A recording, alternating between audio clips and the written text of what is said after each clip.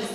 La Secretaría de Cultura les da la bienvenida a la conversación entre Luis de Tavira y Juan Villoro a partir de la publicación de la antología Teatro Alemán Contemporáneo, actividad con la que también celebramos los 25 años de Ediciones El Milagro.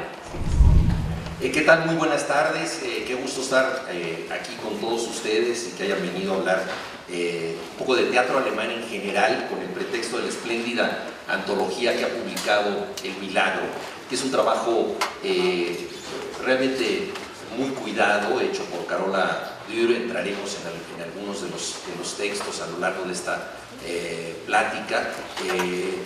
Varias de las obras ya se han puesto en escena en México, más o menos la mitad, pero también sirve esta antología como una cantera de montajes posibles, entonces tiene una utilidad muy clara y es realmente un proyecto extraordinario, con traducciones bastante cuidadas.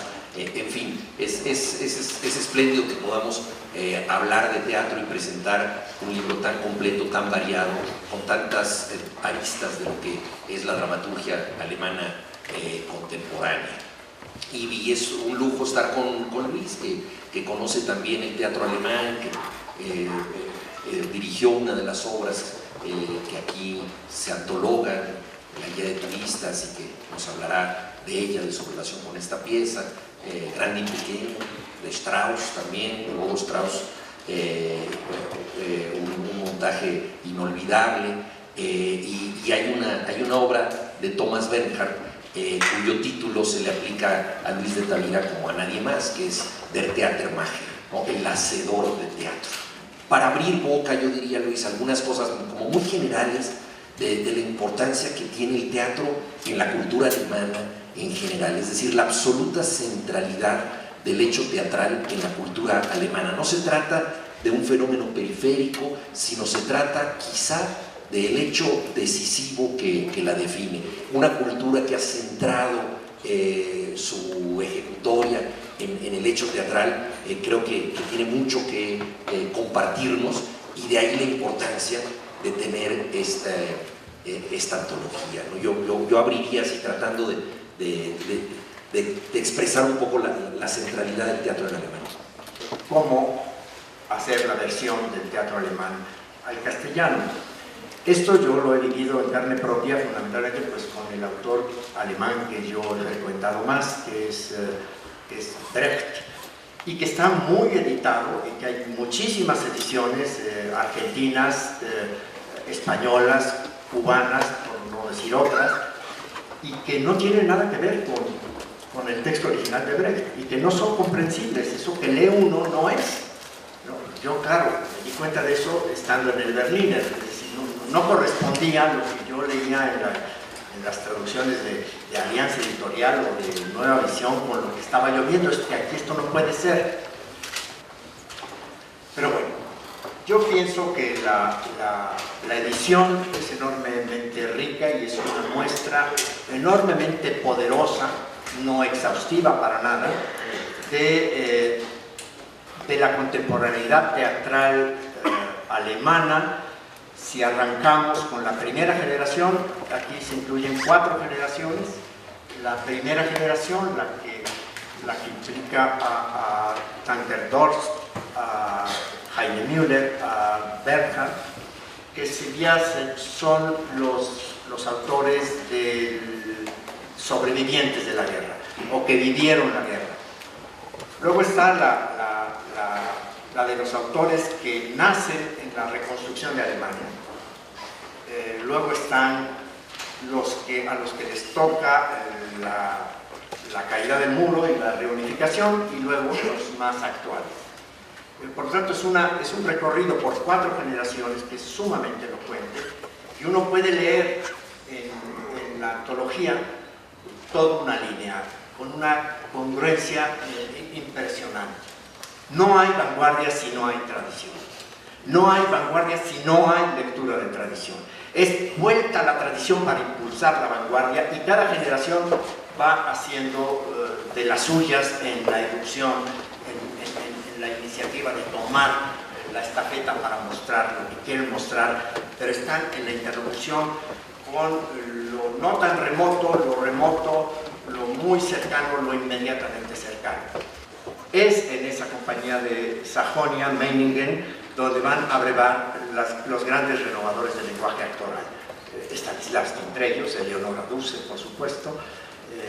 Hay una puntual crónica de las funciones de esta compañía que nos testimonia Bernard Shaw, que era un estupendo cronista de teatro y un espectador insaciable de teatro, que viajaba por todos lados para presenciar funciones y estrenos, y nos ha dejado crónicas muy impresionantes de lo que fue esa compañía.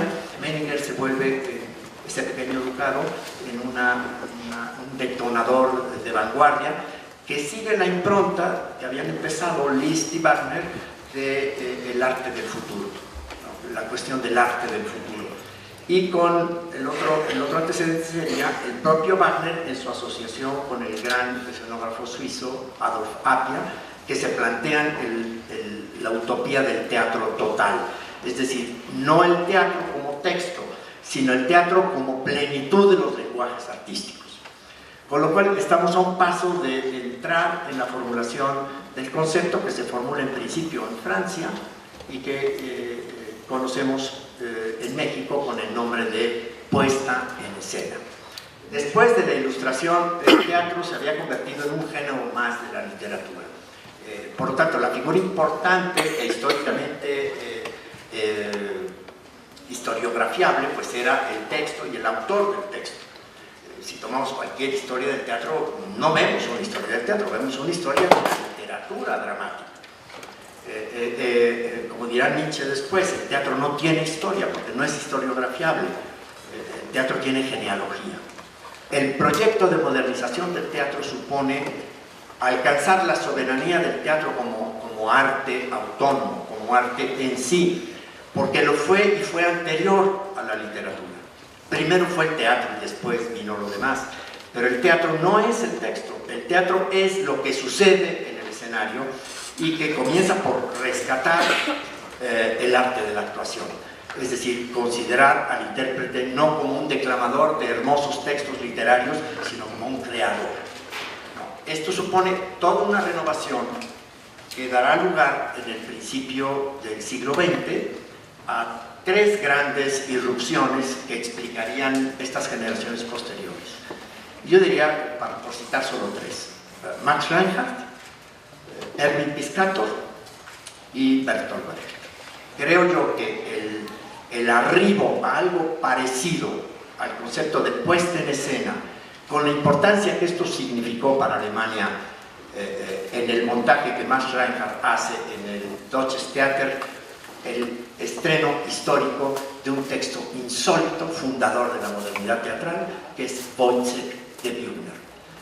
Pero lo que hace Reinhardt es armar un espectáculo a partir de una pretextualidad inacabada y prodigiosa, tan prodigiosa como el Woyzeck de Bühner, este profeta de la modernidad teatral, este primer dramaturgo onírico de nuestros tiempos, este gran nuevo trágico de la muerte de Danton, ese emblema del teatro alemán que no aparece en escena sino hasta el siglo XX. Este es un primer detonante. El segundo es Piscator y su impulso hacia lo que él llamó el teatro de la objetividad. Y desde luego Brecht, este poeta extraordinario que inicia en el cabaret, que llega a escribir la ópera de 3 centavos y va caminando en la resistencia hacia la construcción de una totalmente novedosa estética teatral, quizá la más sólida y poderosa del siglo XX.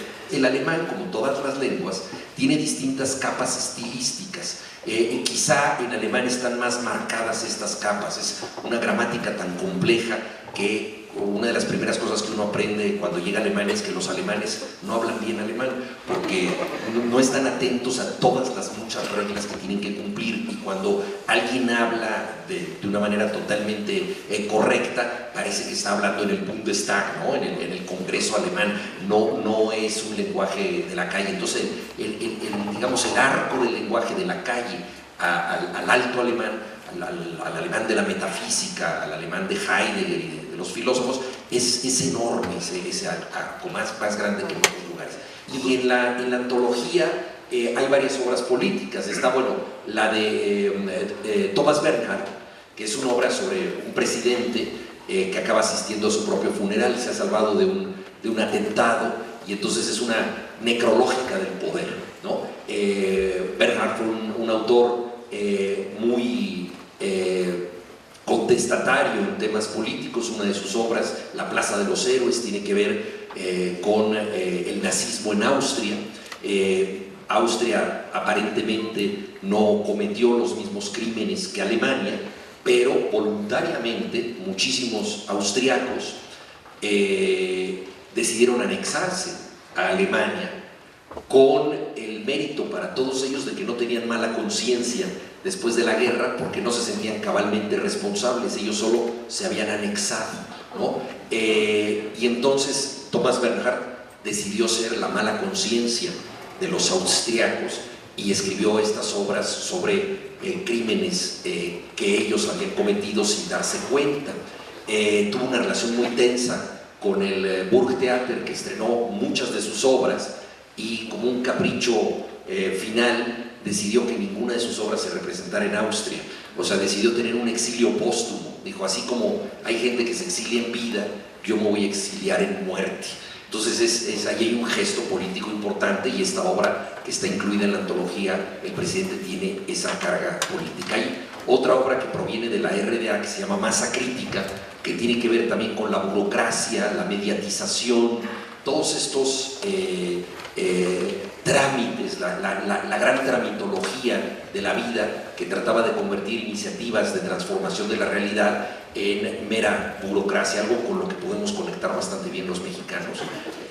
Yo sí creo que el sentido del teatro en la sociedad alemana está arraigado, es profundo y es indiscutiblemente un hecho político. No se concibe si no es como un hecho político y como un hecho social. Por eso creo yo que todos los planteamientos de la dramaturgia, tanto como de la creación de los teatros y de las iniciativas de los teatros, tienen todo el tiempo la referencia a que lo único que explica el hecho teatral es su relación con la sociedad.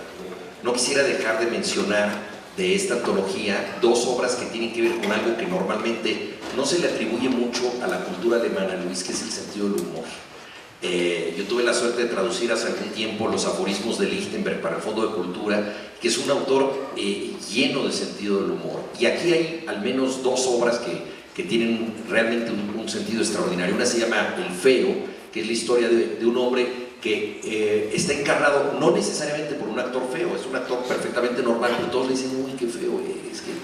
Y su esposa le dice, mira, yo te quiero mucho, pero por tu interior, porque yo soy una persona que cree en la vida interior, pero sí, la verdad, estás feísimo. Y lo ves siempre como de ladito, y en todos lados es lo mismo. Y entonces él se empieza a convertir en rehén de la mirada ajena. Nos identificamos con lo que está afuera, ¿no? Y si nos piden una identificación y sacamos nuestra credencial del IFE, lo importante es que nosotros nos parezcamos a la foto, no que la foto se parezca a nosotros. Entonces nuestra definición siempre es externa, y la obra trabaja este tema de veras con enorme gracia.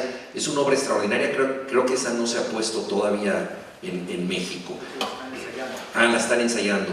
Y otra también divertidísima que tiene que ver con migrantes, El Dragón Dorado, el nombre de un restaurante chino. A un cocinero chino le sacan una muela de una manera bárbara porque no lo pueden atender en un dentista. La muela se cae en un wok, el wok se lo sirve a un cliente, ahí se va la muela, y entonces es la historia de una muela, y a partir de la muela se articula toda una narración extraordinaria de inmigrantes, gentes de distinto tipo de problemas. Habla del sentido del humor del teatro. Esa obra es de Schimmelfennig.